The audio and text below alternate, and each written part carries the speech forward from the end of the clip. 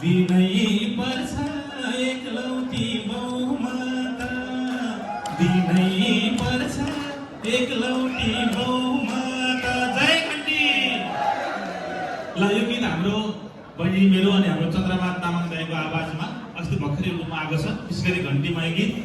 यही गीतबाट हामी सुरुवात गर्छौँ र विशेष गरी धेरै धन्यवाद, बहिनीले सबै बोलिसक्नुभयो र विशेष धेरै धन्यवाद आयोजक कमिटी रामेछाप काठमाडौँ सम्पर्क विभाग, सहआयोजक रामेछाप जिल्ला समिति, सभापतिज्यू हाम्रो चाहिँ रमेश रायमाझी सर सँगै सबैलाई धेरै धेरै धन्यवाद। किन भन्दा मलाई रामेछाप खासमा म पुगेको छैन है, एकदम दुःखको रूपमा पुगेको छैन, तर मलाई गाउँ जस्तै प्यार लाग्न थाल्यो। किन भन्दा जुन कार्यक्रम गर्दा जहाँ गर्दा पनि यहाँले सम्झिनुहुन्छ, म त्यहाँ पुग्ने अवसर पाएको छु। त्यसले गर्दा मेरो गाउँ नै भन्न मन लाग्छ रामेछाप। त्यस कारणले गर्दा यसको श्रेय हाम्रो रमेश सरलाई जान्छ, उहाँले सबैतिर सम्झिनुहुन्छ र सबैलाई धन्यवाद छ।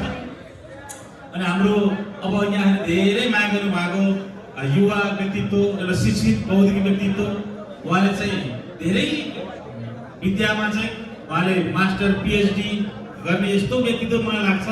अहिलेको उम्मेदवार कमै छन्, कुनै पनि पार्टी होस् मतलब होइन, तर हाम्रो डाक्टर कृष्ण हरि बुढाथोकी जस्तो बौद्धिक व्यक्तित्व हामीले पाएका छौँ र उहाँको जित एकदमै शुभकामना, अग्रिम रूपमा शुभकामना पनि भन्न चाहन्छु।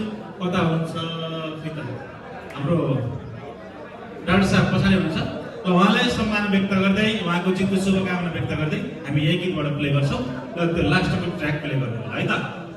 जय घन्टी।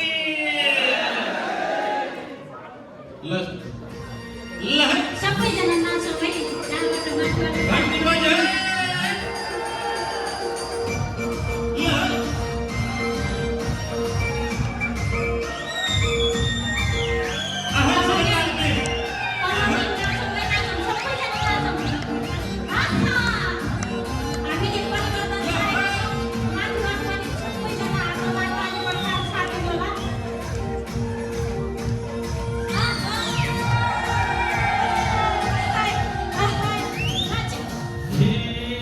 चलेको छ चुनावको खेला, डाक्टर साहबलाई जिता भयो बेला। गाउँघरमा के छ घन्टी हो सहारा, यसपालि त स्वतन्त्र पार्टीलाई दिने हो सही एकलौटी बहुमाता। डाक्टर साहबलाई जिता भयो बेला। गाउँघरमा के छ घन्टी हो सहारा।